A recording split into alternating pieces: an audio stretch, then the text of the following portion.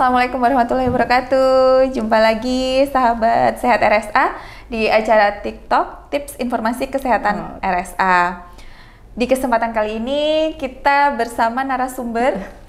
Assalamualaikum Bude. Waalaikumsalam. Kita biasa panggilnya Bude. Ya.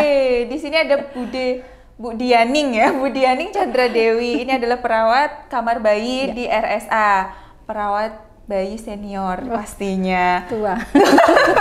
Enggak Bude, masih kelihatan imut-imut seperti dede-dede bayi yang setiap hari ngomong dede-dede bayi ya Bude. Terima kasih. Baru Bude. Alhamdulillah baik. Alhamdulillah sehat ya Bude. Alhamdulillah sehat. Alhamdulillah baik. Sehat.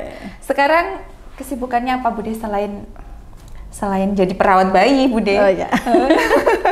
Untuk saat ini ya kalau ada edukasi tentang ibu, edukasi tentang bayi, biasanya saya diikut sertakan untuk acara-acara humas seperti ini, untuk edukasi tentang bayi baru lahir, terutama perawatannya, tentang bagaimana cara menyusui, terus bagaimana posisi pelekatan, baik itu ASI eksklusif, perawatan tentang tali pusat, dan ada KMC, terus perawatan bayi kecil. Nah itu biasanya saya ikut terlibat.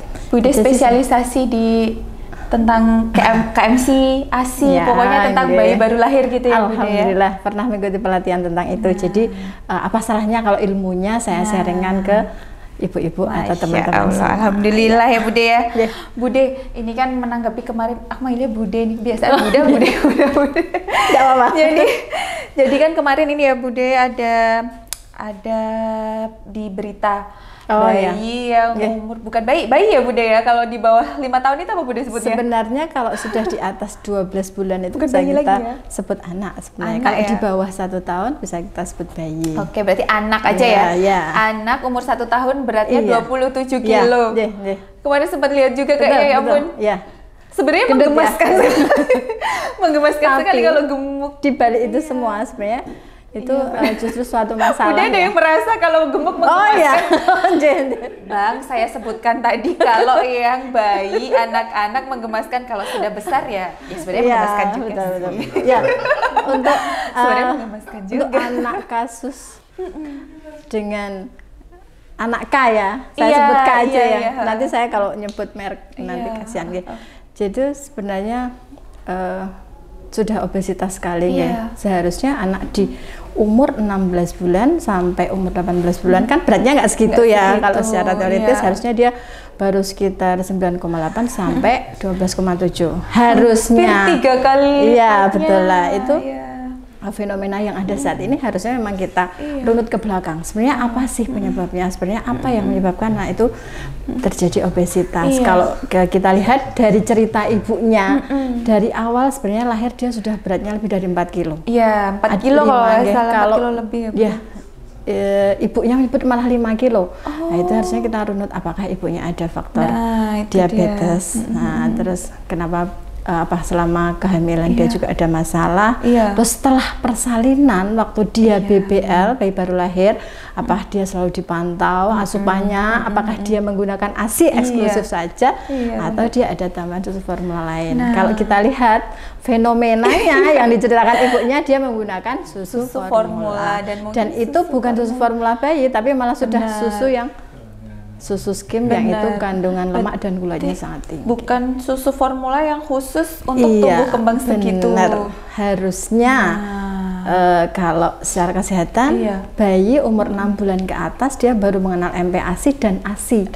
Karena bayi itu dianjurkan disusui itu sampai umur 2 tahun. Kandungan ASI-nya masih mencukupi untuk bayi tersebut. Tolong, ini lagi serius, kenapa dia yang kejedut juga? Lanjut Bude.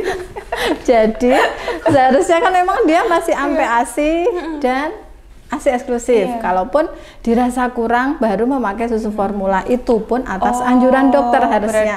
Yang pertama, terus yang kedua asupannya itu harusnya umur 1 tahun baru dikenalkan dengan makanan keluarga, baru mengenal rasa. Nah kalau kita lihat dia sudah mengenal gula dan gulanya bukan porsi dia mungkin ya. Kalau nggak salah itu dari yang dibaca itu ibunya karena ada sakit makanya nggak bisa menyusui secara eksklusif, nggak bisa ASI secara eksklusif. Kemudian itu yang waktu itu yang menyusui yang memberikan susu itu bapaknya. Ayahnya, mungkin takarannya juga mungkin kurang pas atau bagaimana. Ya, benar sekali. Jadi emang kita nggak bisa ngejudge dari satu sisi, harus kita komplekkan itu masalahnya. Bisa juga dari genetik juga bisa juga, nggih. Karena kalau dari ahli yang kemarin sudah di wawancara itu juga menyampaikan bahwa kemungkinan ada faktor genetik juga selain dari faktor asupannya. Iya. Jadi yang kita lihat juga Itu kabarnya katanya perkembangannya juga sempat. Iya, betul. Kalau kita lihat karena dia sudah terlalu obes, maka tumbuh kembangnya dia akan terganggu. Apakah karena pertumbuhannya jadi keberat badan aja, jadi gizinya nggak ada untuk pertumbuhannya bisa. Jadi kalau tumbuh kembang itu sebenarnya tumbuh dan berkembang itu ada dua hal yang berbeda. Tumbuh itu ke arah ke ukuran tubuh, berat badan, panjang badan. Kalau perkembangan kita ke perkembangan motorik sensorik, gerak halusnya. Jadi perkembangan bicaranya, perkembangan dia untuk gerak motornya, dia duduk. Biasanya kan dari dia mengangkat kepala, dia tengkurap, dia berguling-guling, duduk, merangkak, baru berdiri jalan. Harusnya ke sana. Tapi karena dia sudah nyangga yang kita aja, kalau saya yang dewasa kayak gini, kalau obes itu nanti ke lutut. Kadang agak kerasa juga ya Budi, ketika berat badan udah agak naik, nanti kerasanya kerasa. Betul sekali. Nanti harus konsul ke orto. Beda lagi. Gimana Mas? Aman Mas? Oke. Sebenarnya berarti kan di situ sebenarnya peran ASI itu sangat penting ya Budi di situ di pertumbuhan dan perkembangan, karena bayi atau anak itu nggak cukup butuh tumbuh aja, tapi juga butuh berkembang. Di saat dia di fase perkembangan, dia butuh gizi yang cukup dan tepat gitu. Salah satunya ASI. Sebenarnya Budi, ASI itu apa sih manfaatnya buat bayi sebenarnya? Kalau ASI itu sebenarnya manfaatnya banyak sekali ya, karena dari penelitian yang sudah ada itu juga mengerucutnya bahwa makanan yang paling baik dan terbaik untuk bayi adalah ASI. 0 sampai 6 bulan bayi harus mendapatkan ASI secara eksklusif tanpa diberikan makanan tambahan, tanpa diberikan apa-apa. Jadi seharusnya dengan ASI itu bayi sudah cukup. Jadi kita nggak perlu khawatir kita harus bayiku kurang minum, bayiku ini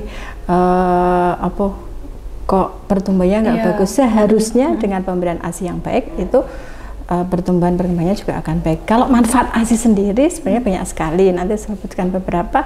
Yang pertama sebenarnya untuk perkembangan otak bayi, jadi kepandian. Jadi karena ASI mengandung vitamin-vitamin, mineral yang sangat berguna untuk kecerdasan. Nah, itu didapatkan hanya di ASI. Kalau kita di luaran kita akan melihat beberapa promosi-promosi, yaitu tambahan yang diberikan. Kalau ASI itu memang sudah alami, yang sudah diberikan Gusti Allah, Tuhan yang itu sudah memberikan makanan yang terbaik, ASI tadi. Yang kedua untuk daya tahan tubuh, karena ASI mengandung, sering dengar ya, betul, itu antibiotik atau sistem antibody jadi yang mengandung antibody yang paling baik untuk bayi. Jadi kalau kita lihat dari IMD itu sebenarnya sudah kita kenalkan ke arah sana.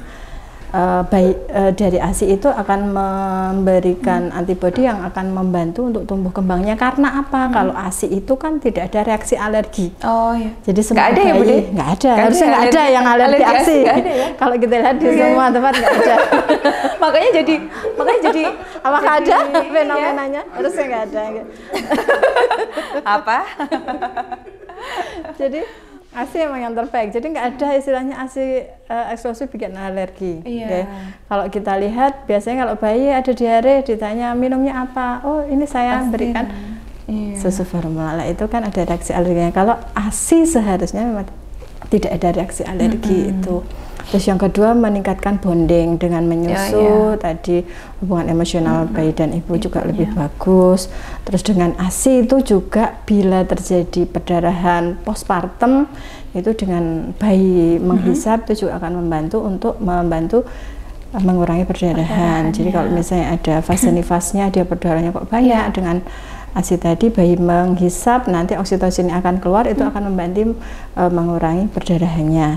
Terus juga sebenarnya bisa menurunkan berat badan ibu loh. Kalau dari segi ibu ya ini ya, kalau dari segi ibu. Jadi ibu nggak perlu khawatir kalau menyusui nanti malah berat badannya tambah karena dia makanya banyak, padahal itu enggak. Kan kita juga pasti harus terbangun. Tiap 2 jam, maksimal 3 jam kita akan menyusui dengan sendirinya.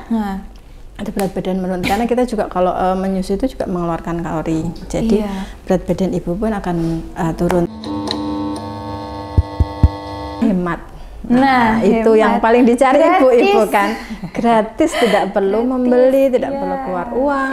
Itu juga menghindarkan dari penyakit. Kalau dengan ASI kita nggak perlu repot-repot menyeterilkan. Kalau untuk bayi baru lahir kita pemberian ASI, minuman lain misalnya Sufor, itu kan kita harus memperhatikan kebersihan alat-alat yang mau kita pakai. Jadi kan kita harus mencucinya dipastikan bersih, nanti sterilisasinya juga harus benar, pemberiannya, takarannya harus benar, airnya seberapa, jumlah gramnya berapa lah. Kadang kalau salah takarannya keenceran kan, nanti diare, kekentalan jadi nggak bisa BAB. Betul.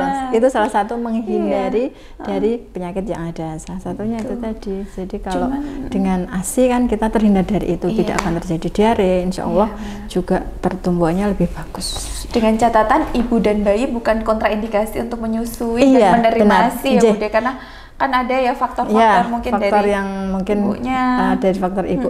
Kalau dari konseling menyusui yang saya dapatkan, sebenarnya semua ibu itu bisa menyusui bayinya meskipun ibu tersebut sakit. Apabila ada indikasi ASI tidak diberikan, itu ASI diberikan dengan susu pengganti misalnya Sufor, itu atas izin dokter harusnya. Terus yang kedua bisa dengan pasteurisasi ASI. Jadi jangan khawatir kalau misalnya ada penyakit tertentu pada ibu yang tidak bisa memberikan ASI secara langsung, ASInya bisa diperah.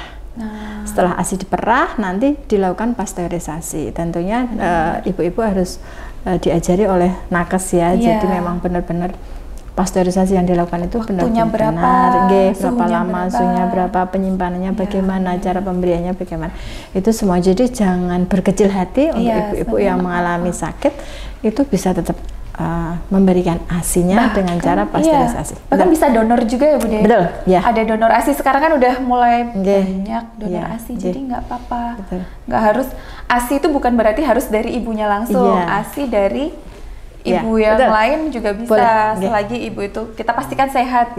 Gitu. Benar. Oke, berarti donor itu kan sekarang juga udah banyak, udah mulai banyak. Sekarang ibu-ibu juga di ruang rawat tuh kadang kalau misalnya ibunya nggak bisa keluar, jadi ibu-ibu tuh udah pada punya channel, sudah lebih memperhatikan ke kebutuhan anaknya tentang ASI itu tadi Bude. Jadi udah banyak donor-donor ASI gitu. Benar sekali. Itu kemarin juga ada itu pasien sampai ASI-nya itu dibuang buat menyiram tanaman. Saking banyaknya. Saking banyaknya. Terus akhirnya kemarin memang gimana sampai kalau didonorkan. Akhirnya alhamdulillah ada 2 ibu yang diberikan donor, kebetulan jenis kelaminnya sama. Terus ibu yang punya ASI berlebih itu juga kondisinya juga sehat, jadi akhirnya mereka berkenalan, terus terjadi kesepakatan, alhamdulillah ya, sampai dibuang-buang tuh nyiram tanamannya yang tumbuh dan berkembang. Setiap malam mompa, dan kalau malam kan memproduksi ASI-nya lebih banyak ya, jadi itu sampai akhirnya dibuang. Dia cerita sampai kita, ya ampun, semua banget ya, makanya kaget. Karena kita mencari ASI itu susah ya, di sini kadang ada yang jadi susah banget pakai ASI. Nah, tadi kan sudah dari faktor kesehatan ibu, dari bayinya juga Bude. Sebenarnya selain hal itu, apa sih yang perlu diperhatikan yang lain untuk untuk dapat menyusui dengan baik? Gitu, jadi sebenarnya ada beberapa hal ya. Kalau menyusui sendiri dimulai dari IMD, inisiasi menyusu dini. Intinya kalau menyusu itu bayinya yang aktif. Jadi setelah bayi baru lahir, rekomendasi WHO itu memang dilakukan IMD, dan waktunya kurang lebih 1 jam 2 jam. Di kita ini yang berita bagusnya, IMD dilakukan untuk bayi-bayi yang normal dan bayi-bayi SC. Bayi-bayi SC pun kita lakukan IMD. Kalau dulu kalau nggak salah, kalau SC atau sesar ya. itu nggak dilakukan ya, tapi sekarang kalau di dilakukan. kita memang sudah sejak dulu, sudah sejak awal kita berdiri itu sudah dilakukan EMD. Jadi meskipun areanya terbatas, tapi EMD itu tetap dilakukan itu sebenarnya untuk mempersiapkan menyusu pada proses selanjutnya. Jadi kalau dari EMD bayi dikenalkan, oh puting susu, dia menyusu dengan aktif. Jadi yang aktif bukan ibunya kalau IMD, tapi bayinya yang mencari, jadi yang merangkak, gitu ya? Jadi yang mencari. Di telapak tangan bayi kan biasanya basah kena ketuban, itu tidak kita bersihkan, itu sebagai istilahnya pemandu, jadi membantu bayi untuk mencari puting, karena bau payudara dan ketuban itu hampir sama, jadi bayi akan mencari. Kalau pada IMD untuk yang SC memang waktunya lebih pendek, bayi selesai, ibu selesai dijahit, nanti bayi akan diambil, terus sudah bayi akan diobservasi. Tapi kalau untuk bayi-bayi yang spontan memang waktunya lebih panjang, karena kondisi ibunya cenderung lebih stabil, lebih bagus. Untuk syarat IMD sendiri bayi harus bugar, jadi benar-benar bayi itu kondisinya baik. Nah, jadi itu yang kedua.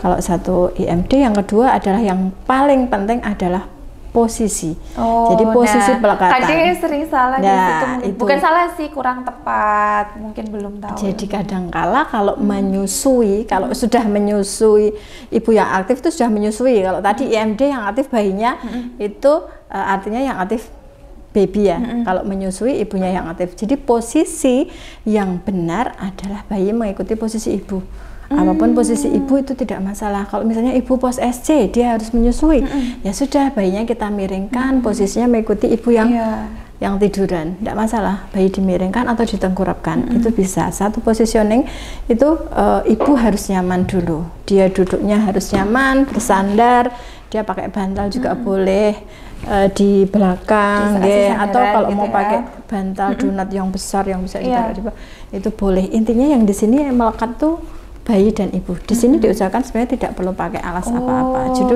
kalau dia mau misalnya capek tangannya, duh kok saya capek. Kalau ibu-ibu baru kan biasanya kayak gitu ya.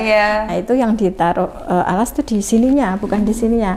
Jadi satu ibu nyaman, bayi satu garis lurus. Posisinya harus benar-benar lurus. Kalau dia miring harus miring. Nggak boleh kok ininya miring tapi kepalanya aja yang miring, badannya telentang. Bayinya tengeng nanti ya, kita kalau minum kayak gini juga nggak nyaman ya, jadi itu yang diperhatikan. Tengeng. Satu posisi ibu harus nyaman, dua posisi bayi satu garis lurus, kepala menghadap ke ibu, jadi kepala bayi menghadap ke kita, dua. Terus yang ketiga, perut nempel perut bayi nempel ke perut ibu. Terus yang keempat, tangan ibu menyangga bayi secara keseluruhan. Diusahakan kepala bayi berada di lengan ibu, tangan kiri kita itu menopang sampai pantat. Jadi benar-benar bayi itu kita topang. Gitu ya, betul. Jangan khawatir nanti istilahnya jatuh ya. Kalau kita mantap megangnya, otomatis ini kan sampai pantat, Jadi kepala bayi akan aman di posisi ini.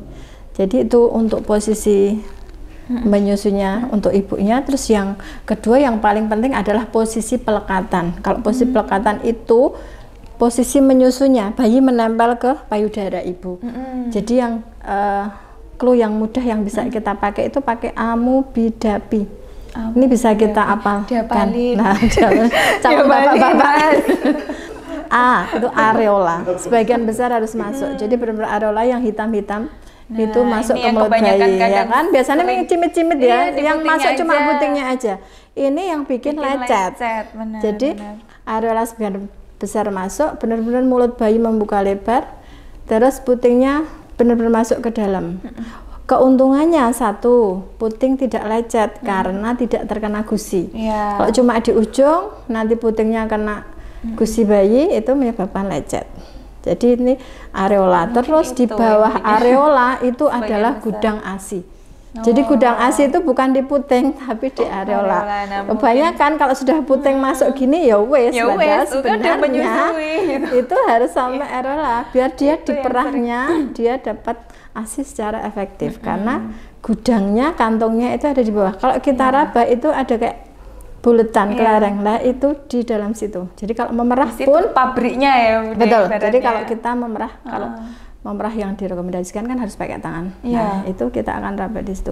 Ini A ya, areola. Yang kedua mulutnya benar-benar membuka. Jadi waktu bibir bayi membuka, kita sentuhkan biar dia membuka, putingnya masukkan.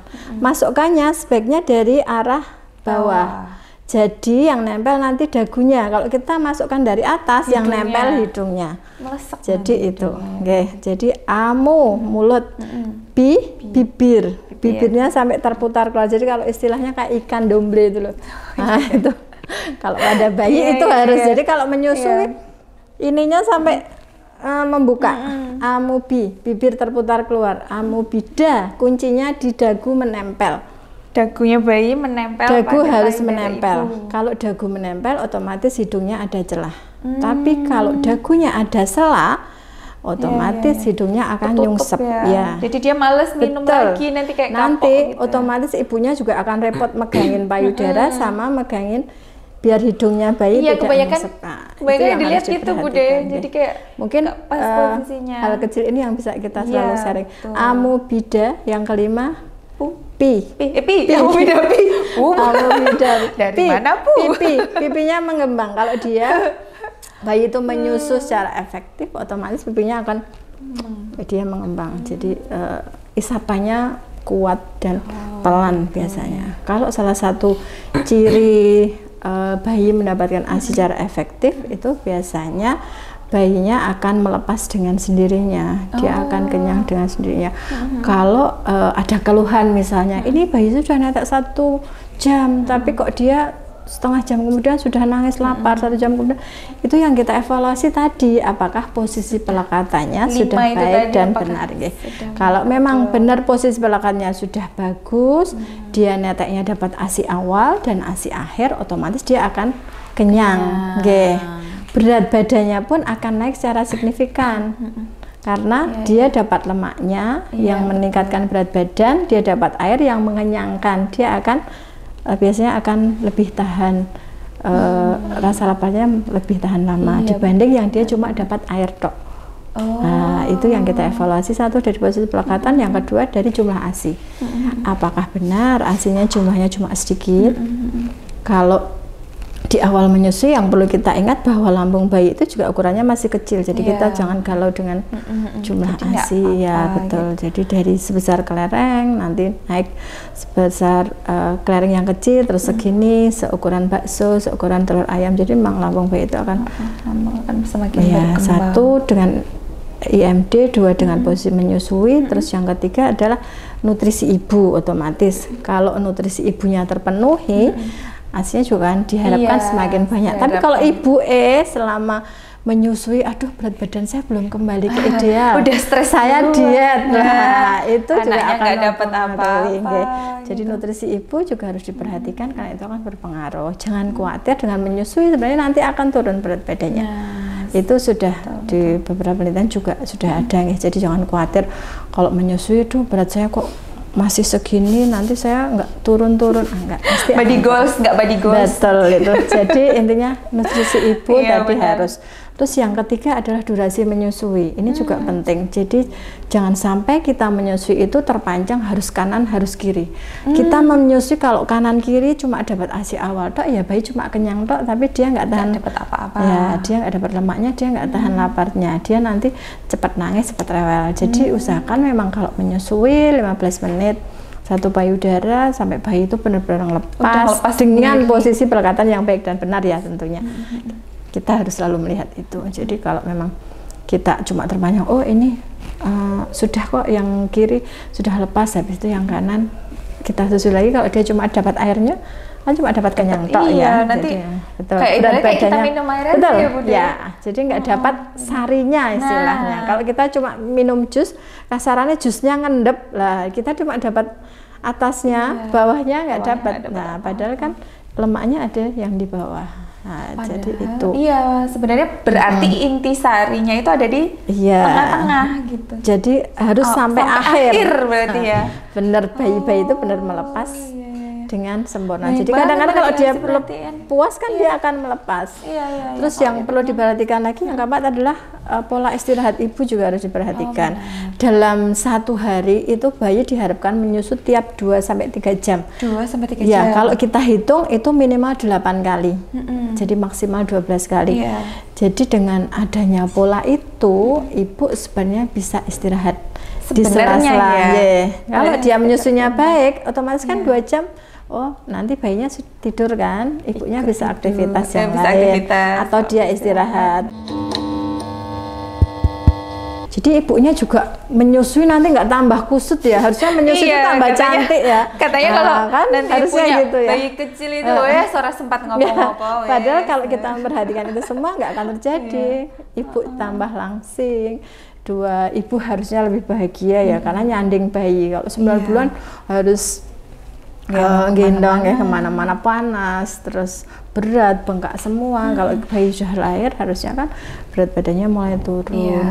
Ibu juga lebih bahagia, dia mengingat kemarin waktu persalinan berat, misalnya yang spontan dia harus mengalami kontraksi, terus persalinannya sendiri harus sekuat tenaga. Kalau SC pun dia harus mengalami rasa nyeri kan, sama aja kan ya. Itu makanya setelah bayinya lahir, lihat bayinya harusnya rasa sakit tuh hilang. Harusnya ibu itu lebih happy dengan menyusui gitu ya, lebih betul ya. Kalau untuk kontraindikasi masalah obat-obatan itu kalau sesuai dengan dokter yang merawat direkomendasikan tetap menyusui ya enggak masalah.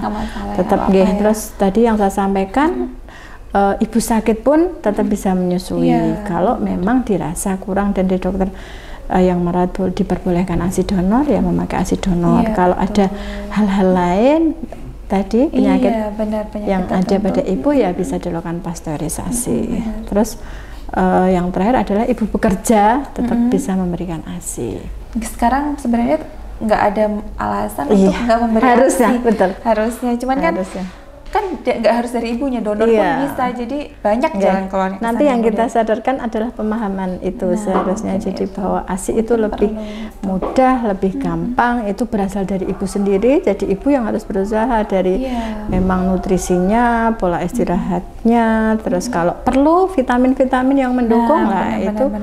Karena kita juga 24 jam harus menjaga bayi kita ya, jadi butuh stamina dan support system dari lingkungan paling penting. Betul. Faktor tadi dukungan, belum saya singgung. Jadi support system dari lingkungan itu penting sekali. Satu dari suami, nanti dari orang tua. Terus pada waktu menyusui yang perlu kita perhatikan adalah jangan selalu percaya dengan teori atau hal-hal yang disampaikan oleh pihak luar.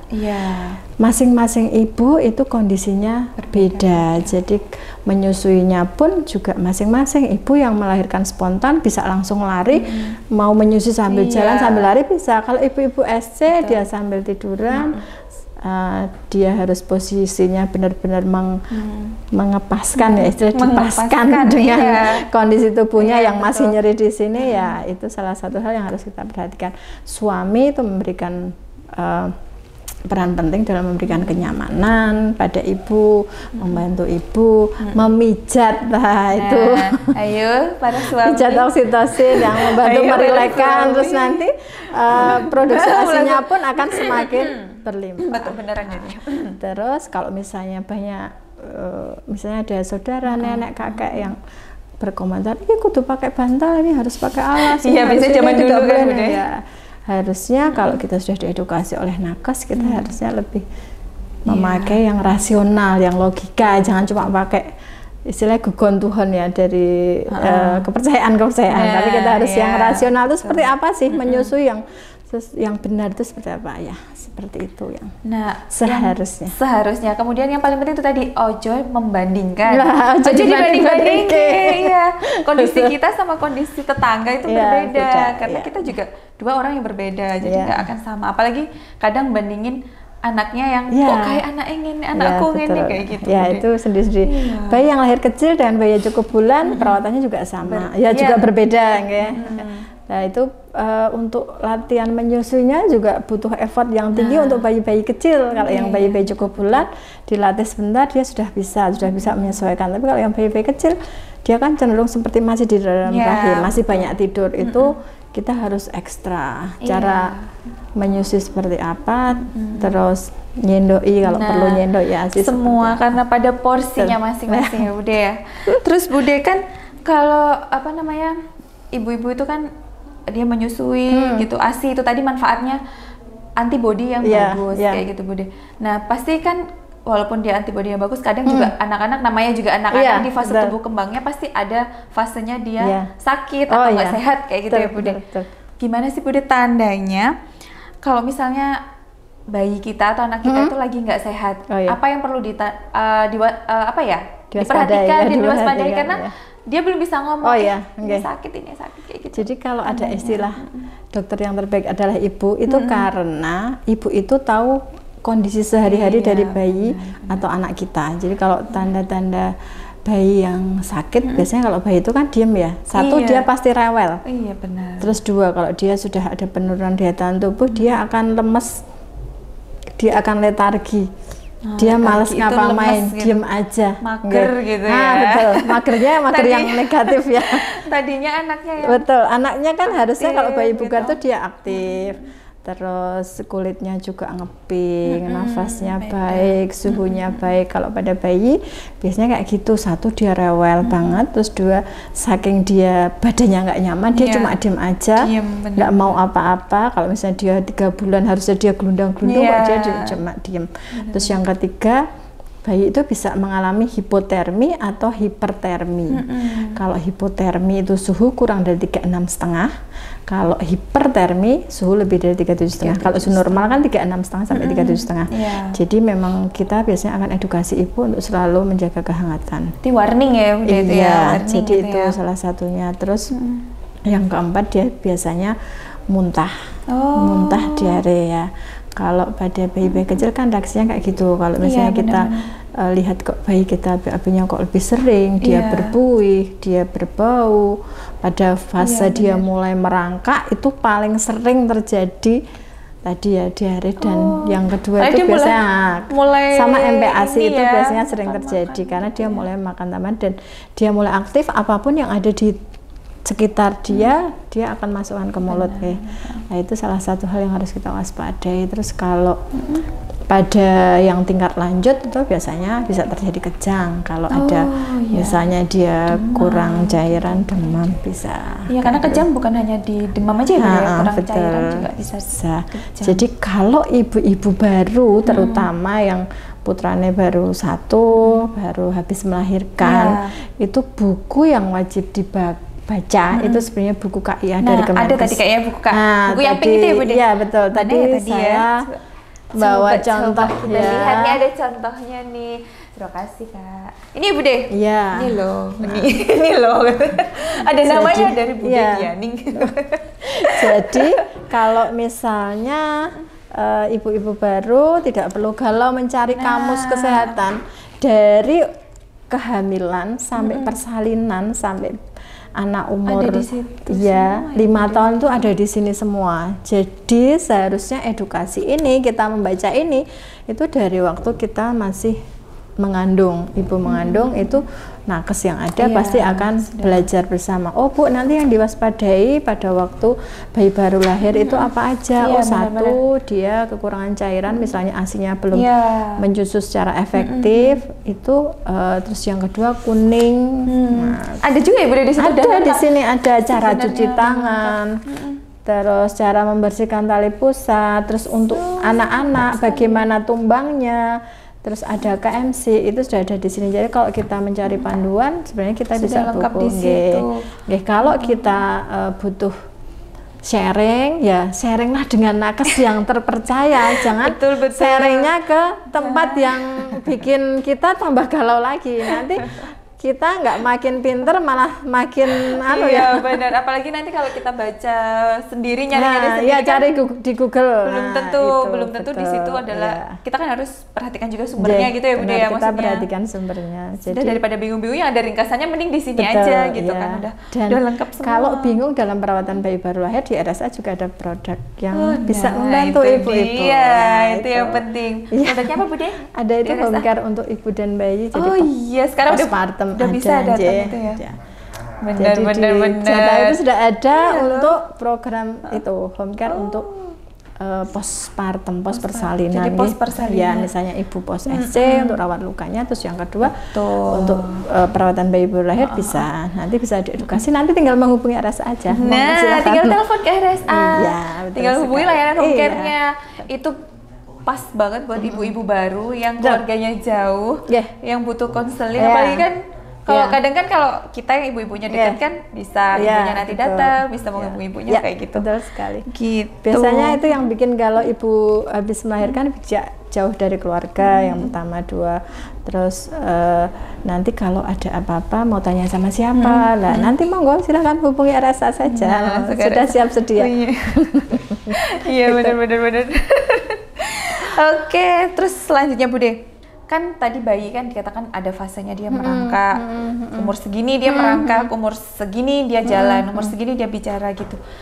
Idealnya bayi itu mulai merangkak, berjalan seperti itu usia berapa aja sih Bu? Ya, sebenarnya kalau ditumbang itu di KIA juga sudah ada. Kalau kita mau lihat di sana itu di sana sudah lengkap fase perkembangan bayi dari bayi baru lahir 0 bulan sampai dengan umur 1 tahun, bahkan 5 tahun, deteksinya seperti apa, terus perkembangan yang harus kita amati seperti apa. Kalau secara garis besarnya, secara apa ya? Yang gampang kita ingat itu harusnya umur 3 bulan itu dia harus mengangkat kepala, dia mulai tengkurap, berguling itu 3 bulan, 4 bulan itu. 3 bulan, 4 bulan. 3 bulan itu sudah harusnya dia sudah mulai oh ya, saya sampaikan lagi, kalau di RSA UGM untuk screening ini sudah dimulai dari bayi baru lahir. Nah, itu dia. Jadi semua bayi baru lahir di RSA sudah di screening pendengaran dan di screening TSH neonatus. Sudah lengkap. Pas baru lahir langsung semua screeningnya udah dilakuin. Jadi kalau di sini kalau melahirkan di RSA jangan khawatir, sudah di screening sejak awal. Bayi baru lahir untuk bayi yang cukup bulan itu wajib itu adalah screening hipotiroid. Jadi mencegah terjadinya stunting, pertumbuhan dan perkembangannya kan kalau dari awal sudah diketahui. Jadi kita tahu kedepannya kita bagaimana apakah dia perlu terapi atau dia sudah masuk dalam tahap normal. Di RSA sudah dilakukan. Terus yang kedua adalah screening pendengaran. Itu juga Ibu Debar? Iya. BPJS pun masuk. Jadi jangan apa lagi ya kan? Monggo kalau yang mau. Iya. Melahirkan berarti di RSA aja udah lengkap ya Bu De. Nanti udah terscreening. Jadi nggak perlu khawatir, nanti pencegahannya udah. Dan kalau misalnya udah pulang masih galau ya silahkan datang lagi gitu. Hubungin home care aja, kalau nggak datang lagi hubungin home care aja. Nanti home care-nya datang ke rumah. Jadi yang screening yang kedua adalah screening pendengaran. Di sini juga kita sudah dilakukan guys. Jadi memang organ pendengaran pada bayi baru lahir itu berbeda-beda. Ada yang sudah matang, ada yang masih observasi. Kalau diobservasi nanti rekomendasi dari dokter THT-nya apakah dievaluasi 1 bulan, 3 bulan, 6 bulan itu. Jadi pulang itu istilahnya sudah lega. Anakku sudah sudah lulus yang 2 ini gitu. Terus kalau untuk bayi-bayi kecil itu lebih dalam lagi, sudah screening mata, di screening untuk fungsi jantungnya, terus di screening tiroidnya, pendengarannya, USG kepala. Jadi nggak perlu khawatir juga udah terscreening di awal. Ya, terus kembali tadi ya, tadi yang perkembangan yang 3 bulan. Tadi biasanya tengkurap, dia harus bisa mengangkat kepala. Kalau untuk fungsi penglihatan kan umur 35 hari itu dia sudah bisa melihat benda. Sebelumnya dia baru gelap terang, kalau setelahnya dia sudah bisa melihat benda, sudah bisa melihat wajah kita. Terus mulai itu dikasih yang berwarna-warna harusnya, jadi untuk menstimulasi. 3 bulan dia mengangkat kepala tengkurap, nanti umur 6 bulan dia harusnya duduk. 6 bulan harus mulai duduk. Harusnya dia sudah duduk sendiri tanpa ditopang. Tanpa. Ya, harusnya mulai 6 bulan 8, harusnya sudah 6 bulan sampai 8 bulan itu udah segitu. Nanti kalau 8 bulan itu sudah beda lagi perkembangannya. 8 bulan itu dia harus mulai merangkak. Iya, tapi kan ada kadang yang nggak merangkak ya Bu De. Nah, di situ udah mulai kayak beda gitu. Cuman jadi, bukan berarti nggak normal kalau dia nggak merangkak kan gitu. Sebenarnya itu sah-sah saja. Di semua bayi itu memang berbeda-beda kondisinya. Tapi dengan merangkak itu dia menggunakan semua gerak motorik, harapannya dengan motorik kasar dan motorik halusnya. Dengan dia merangkak, dia menggunakan tangan, dia menggunakan lutut, jadi koordinasinya lebih bagus. Yang diharapkan kan seperti itu. Tapi ada juga bayi yang tidak memakai fase itu langsung latihan berdiri, nanti 10 bulan tuh berdiri, terus latihan jalan 12 bulan, idealnya dia sudah melalui semua itu dan sudah mulai jalan. Tapi kadang harusnya bayi perempuan sama bayi laki-laki berbeda ya Bude? Kadang-kadang ya, ada yang memang tidak ngomongnya dulu, ada yang ngomongnya dulu, ada yang jalan dulu. Kalau kita lihat kayak bayi Ka yang tadi kita bicarakan di awal itu kan sampai sekarang 16 bulan dia duduknya masih ditopang karena dia kelebihan berat badannya. Terus yang kedua dia juga belum bisa jalan. Setelah dilakukan diet, dipantau oleh dokter anak, dokter gizi dari SCM kemarin ternyata sudah mengalami penurunan berat badan. Langsung diet ketat. Betul. Jadi bayi aja diet loh.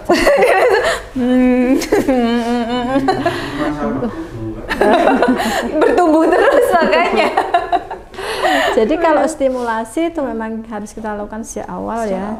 Jadi stimulasi itu dari kita, bahasa kita ke bayi itu harus selalu memberikan kasih sayang. Kita terus kalau kita stimulasi pendengaran caranya dengan tidak boleh mendekatkan HP tolong biar penak ngomongnya ki HP. Kalau mau pakai ibu mainan HP juga gitu. Jadi lebih banyak dengan kita bahasa langsung. Jadi kalau sama bayi jangan takut kalau kita ngomong sendiri itu dianggap orang yang biasanya kan kok aku jadi ngomong dewe, padahal sebenarnya kalau sama bayi kan memang kita harus tetap interaksi meskipun dia bayi baru lahir belum bisa ngomong. Kita kalau mau melakukan sesuatu kan harus ayo kita mandi ya biar nanti bersih biar wangi. Kalau orang Jawa itu kalau kita mandikan dari mulai kita ngelap muka itu sudah ada pakem-pakemnya. Nah, siram bayem, ben atine ayem, adus banyu gege, ben gelis gede. Dari Bude. Hilang saraf sawane, akeh rezekine. Nah, itu sebenarnya bergede yang bisa kita pakai ya. Jadi kalau kita sama bayi, meskipun bayi baru lahir ya kita harus lakukan, intinya adalah komunikasi nggih. Jadi yang kita ambil komunikasinya tadi, jangan sampai kita punya bayi mengdunengke wae. Kapan kita dia belajar bahasa, belajar bahasa kan dari ibu ya. Nah, kita harus banyak-banyak ngobrol gitu. Dulu yang pendiam nggak pernah ngomong ya harus berusaha latihan. Iya, ketika punya anak harus banyak belajar. Gitu. Terus Bude, kan itu tadi tahap-tahap pertumbuhan dan perkembangannya. Nah, kapan sih kayak misalnya kita harus warning nih, harus waspada. Oh ternyata anakku kok segini belum ini ya. Segini, kapan kita harus ke dokter gitu? Kadang kan segini belum mengkurap gitu, misalnya nggak apa-apa, nggak usah dulu gitu. Nah kapan hal itu terjadi terus kita harus segera menghubungi dokter gitu Bude? Kalau untuk kelainan tumbuh kembang seharusnya kan ibu itu mengamati secara langsung yang tahu persis kondisinya. Kalau dirasa 3 bulan kok anakku belum bisa tengkurap, 3 bulan kok anakku belum bisa mengangkat kepala, padahal itu wajib bisa mengangkat kepala. Yang wajib itu ya Bude? Iya, mengangkat kepala kan sampai 6 bulan itu pertumbuhan yang wajib ya. Itu kan makanya kita bisa harusnya berkonsultasi memang kalau sudah melihat seperti itu.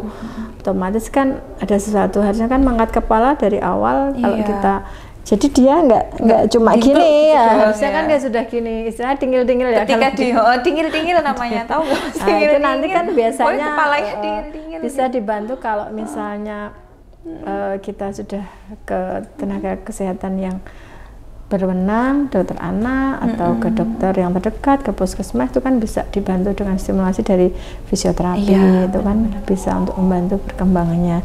Jadi kalau dari awal misalnya kok bayinya sudah ada sesuatu hal yang berbeda, seharusnya kita langsung aware. Langsung aja ya. Kalau kita khawatir, kita nggak sesuai, coba dilihat di buku tadi KIA yang pink. Di situ ada semua dari 0 bulan sampai 5 tahun perkembangan apa yang tidak sesuai, yang sesuai, yang seharusnya dilalui oleh bayi, dilihat dari situ. Lebih cepat lebih baik. Jadi kita harusnya menemukan kliennya itu seawal mungkin. Seperti tadi yang saya sampaikan, di RSA sudah dilakukan screening TSH dan pendengaran. Itu kaitannya ke depannya biar bisa mengantisipasi hal-hal yang tidak diinginkan. Begitu juga kalau kita melihat, kok bayiku kok umur 6 bulan harusnya dia sudah tengkurap guling-guling kok dia belum bisa ya. Nanti kita coba, meskipun kadang yang ngayem-ngayemi kan bayi itu berbeda-beda, tapi alangkah lebih bagusnya emang kita berkonsultasi, jadi kita tahu kondisi yang lebih teliti atau jeli tentang bayi kita. Lebih baiknya dijelaskan. seperti itu. Lebih baik tanya ke ahli dan nggak kenapa-kenapa daripada kita menunda tapi ternyata kenapa-kenapa di belakang dan terlambat penanganannya gitu. Ada yang mau bertanya tentang mungkin bapak-bapak baru dan ibu? Oh bukan ya, belum ibu-ibu belum ya. Mungkin ada yang mau ditanyakan. Ini mumpung ada narasumbernya langsung. Bu Dediani ini ahli loh dalam perbayi-bayian. Gimana? Kenapa ini? Tentang ASI. Iya loh, Bude disimak loh, Bude di sini kan ada bapak-bapak itu Bude. Nanti siapa tahu ada yang mau menambah momongan. Iya kan Mas, mau menambah momongan tinggal lagi. Nanti calling. Oh iya, kalau tadi bisa. Tentang menyusui tadi ya, kalau misalnya kita kesusahan atau misalnya memang kita masih ada rasa galau-galau dalam menyusui, di RSA juga ada konselor laktasi ya. Konselor laktasi kan Bude termasuk konselor laktasinya. Nanti jadi bisa sama Bude ya. Diani akan diedukasi sejelas mungkin. Di sini ada beberapa, jadi jangan khawatir. Kalau memang kita membutuhkan bantuan, jangan sungkan-sungkan, dan bantuan yang kita cari itu tadi yang harus memakai logika dan rasio. Jangan kita malah sharingnya ke tempat lain yang itu tadi penting, tidak memberikan saran yang membangun, tapi sarannya malah membuat kita tambah down. Gitu, ya. Dan yang paling penting, yang memberi saran itu sudah tersertifikasi dengan bidang keilmuan yang bersangkutan gitu. Jadi nggak perlu ragu-ragu lagi ya Budi ya. Silahkan. Lengkap banget ini tadi sharingnya, mulai dari ASI sampai tumbuh kembang bayi, sampai kalau misalnya sakit kemana. Di RSA juga sudah ada layanan yang lengkap banget. Betul kan Bude? Terima kasih banyak Bude sudah meluangkan waktunya di sela-sela kesibukannya. Mudah-mudahan lancar semua ya Bude. Pekerjaannya. Sekarang lagi studi juga mudah-mudahan lancar ya Bude. Amin. Lancar semua, terima kasih Bude. Itu tadi kita sudah sempat sharing tentang ASI, tentang tahap tumbuh kembang. Terus kemudian layanan-layanan di RSA yang sudah Bude sampaikan tadi sedikit-sedikit. Kita bisa nanti jumpa lagi di acara TikTok mungkin di lain kesempatan dengan tema yang lain, mungkin dengan narasumber yang lain. Nanti bisa juga nanti dengan Bude Diani lebih lengkap lagi ya Bude ya, di waktu yang lebih leluasa lagi. Sampai ketemu di lain kesempatan. Assalamualaikum warahmatullahi wabarakatuh.